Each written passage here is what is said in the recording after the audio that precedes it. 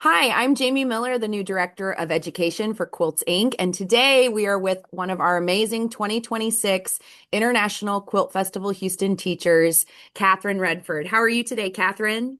I am good. Yeah, everything is great. So, to get us started, tell us how you got started in quilting. Give us a little bit about your quilty background. Okay, well, I've always made things. Okay, as a child, I cut up bits of paper, embroidery, knitting, all the things. When I moved to the States, I met quilters. So, back about 1997, I took my first quilting class. And Oh, once I took my first quilting class, I knew that everything that I was going to do craft related was going to be related to quilting. I Started love it. teaching in 2003 at local quilt shop when Gina retired and closed Peaceful Heart Fabrics in Lisle. Then I things worked together, and I got on the road. And my first thing for Quilt Festival was open studios. Oh, So I love it. Pokey let me do open studios, I love and, it. and then I taught Quilt Knit Stitch in Portland, Oregon. Yep. And then I came to Houston, Oh, and then I love it. I'm still there. Oh, I love it. And we're so glad you keep coming back because I know the students learn so much from you in your classes. So we are so blessed to have you. Well, thank you. We have fun. Yeah, good. Oh, well, okay. So talking about having fun in your classes. Yeah. So to start off on Thursday morning, which is November 12th, you're Yep. doing the Creative Variety Forum talking about walking foot quilting. Mm-hmm. And then we have three classes for you. Yeah. Dorset Buttons, Walking Foot Quilting Basics, and more Walking Foot Quilting. So without giving away everything in your class, tell us a little bit about what we can expect. Okay, well, in the Creativity Forum, we're actually doing Take the Scenic Route Ooh. because who doesn't love a detour when you're on a trip? So, what that really means is that we're going to talk about adding hand stitching. So, there'll be a little, very, very brief, like walking foot tips, but Mhm. then we'll be talking about adding hand stitching. See, there's Oh, some, I love it. and so you just get to spend 10 minutes with me. I'll show you my basic stitches. We'll have a few bits and pieces to show you, and the idea is we inspire you to do something different when you are quilting your quilts. So that's Creativity Forum. It's going to be fun.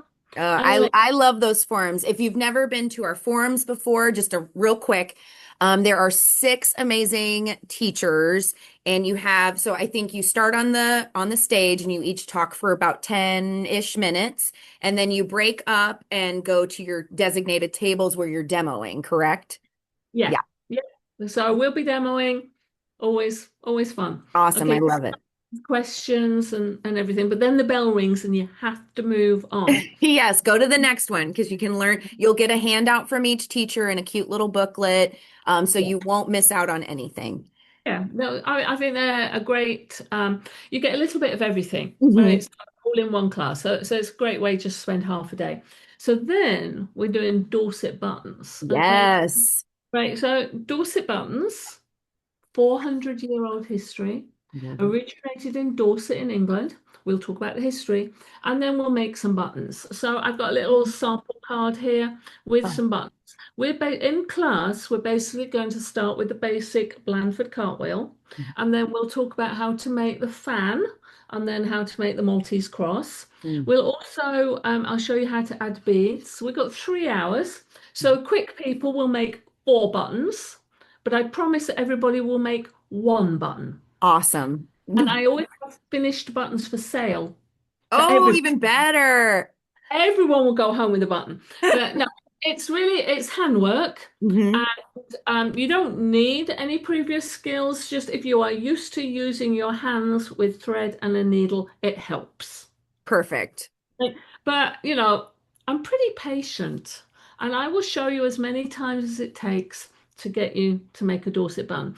And then you can use the Dorset buttons wherever you would use a button. We'll work on larger ones Hmm. because it's easier to cope with. Sure. But on the card there were some half-inch ones, and they're lovely for baby clothes, Hmm. and they're as washable as the thread or yarn that you use to make them. So Hmm. you can use them as a closure, or you just use them as a decoration. Some people wear them as jewelry, not quite Oh. my thing, but you absolutely can. Hmm. And such So, a cool, such a cool technique for something that's been around for so long. And Yeah. I love the tradition behind it.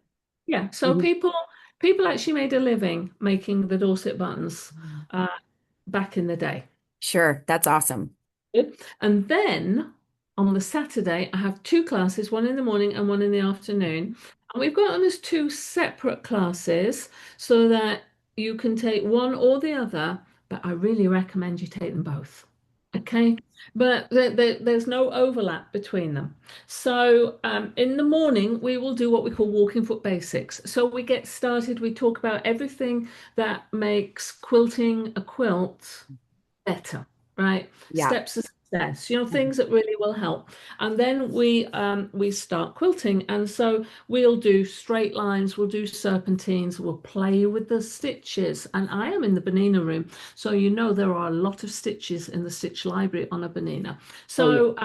So we will get the chance to do that. Mhm. And that you can finish your quilt with just what we've done in the morning. But Mhm. in the afternoon, if you start there or you come back for that, then we do some of the fancy stuff. Ooh. So we do something I call organic curves. I don't know if you can see well on there, Oh but it's yes. got the curves, we got turns, we Mhm. talk about how to make sharp turns, um, all that stuff. And people really like that. That's like an all over design. Mhm. Then then we'll do square spirals and we will do irregular shape straight line Mhm. spirals.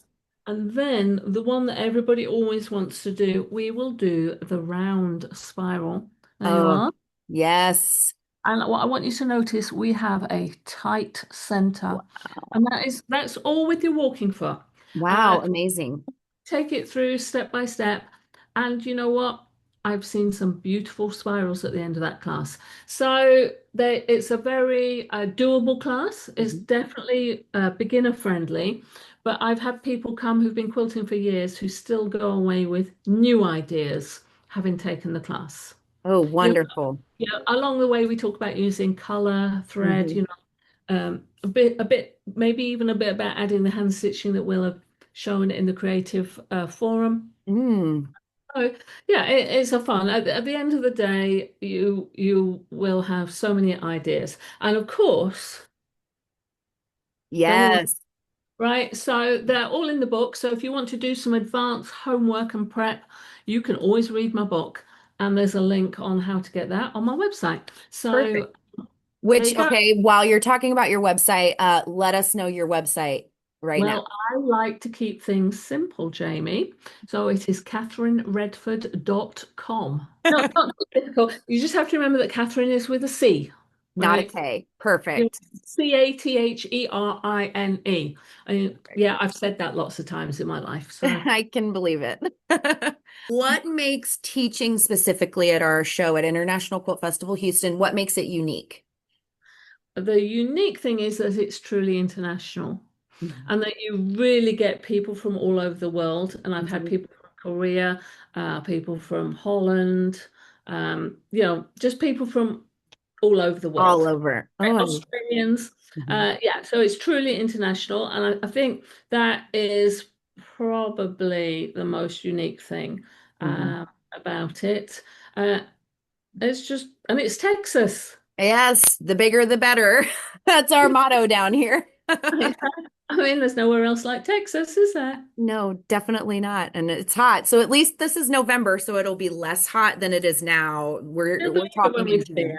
it. But Yeah, the thing is, I always stay in the Hilton. So, you can move into the Hilton, you can walk across the bridge, and then you can move out to the Hilton, and you don't necessarily have to go outside. exactly. But in Although November, it won't be as hot. So you could venture out and go explore downtown a little bit. maybe, yeah, I have. I mean, I've been over to the museums while I've been there. Oh, Uh, good. Hmm. no, there are things to do if you come for the quilt show and maybe bring a friend who hasn't, doesn't have so much interest. Oh, I Hmm. can't understand that, but Yeah, in the quilts, there you need there a is new friend.